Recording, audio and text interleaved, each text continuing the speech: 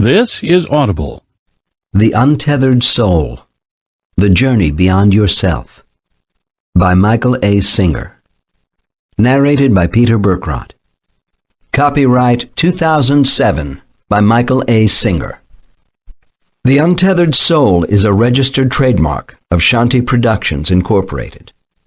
This unabridged audio is published by arrangement with New Harbinger Publications, Incorporated, and was produced in the year 2011 by Tantor Media, Incorporated, which holds the copyright thereto. Introduction. This above all, to thine own self be true, and it must follow as the night the day. Thou canst not then be false to any man. William Shakespeare.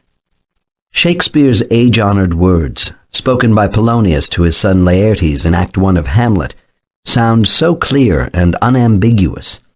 They tell us that to maintain honest relations with others, we must first be true to ourselves. Yet if Laertes were to be totally honest with himself, he would realize that his father may as well have told him to catch the wind.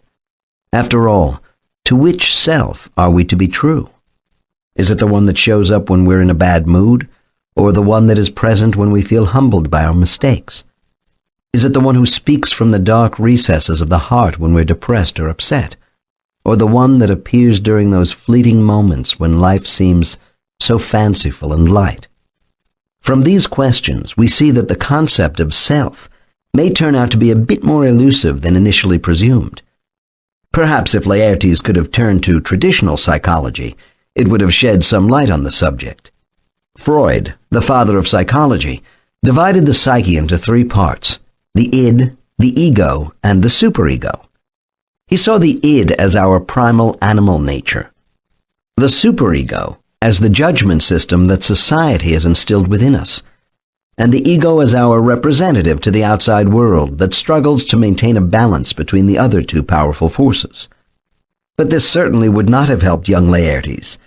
After all, to which of these conflicting forces are we to be true? Again, we see that things are not always as simple as they seem. If we dare to look past the surface of the term self, questions arise that many people would rather not ask. Are the many aspects of my being all equally part of myself?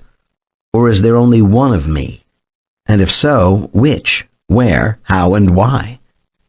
In the following chapters, we will undertake a journey of exploration of self. But we will not do so in a traditional manner. We will neither call upon the experts in psychology, nor upon the great philosophers. We will not argue and choose between time-honored religious views, or resort to statistically supported surveys of people's opinions. We will instead turn to a single source that has phenomenal direct knowledge on the subject. We will turn to one expert who, for every moment of every day of their life, has been collecting the data necessary to finally put this great inquiry to rest. And that expert is you. But before you get too excited or decide that you're not up to the task, first be clear that we're not after your views or opinions on the subject. Neither are we interested in what books you have read, classes you have taken, nor seminars you have attended. We are only interested in your intuitive experience of what it is like to be you. We are not looking for your knowledge. We are seeking your direct experience. You see, you can't fail at this because yourself is what you are, at all times and in all places. We simply need to sort it out. After all, it can get quite confusing in there. The chapters of this book are nothing but mirrors for seeing yourself from different angles. And though the journey we are about to embark on is an inner one, it will draw upon every aspect of your life. The only requirement asked of you is the willingness to honestly look at yourself in the most natural, intuitive manner. Remember, if we are seeking the root of self, what we are actually seeking is you. As you listen to this book, you will find that you know much more than you thought you did about some very deep subjects. The fact is, you already know how to find yourself.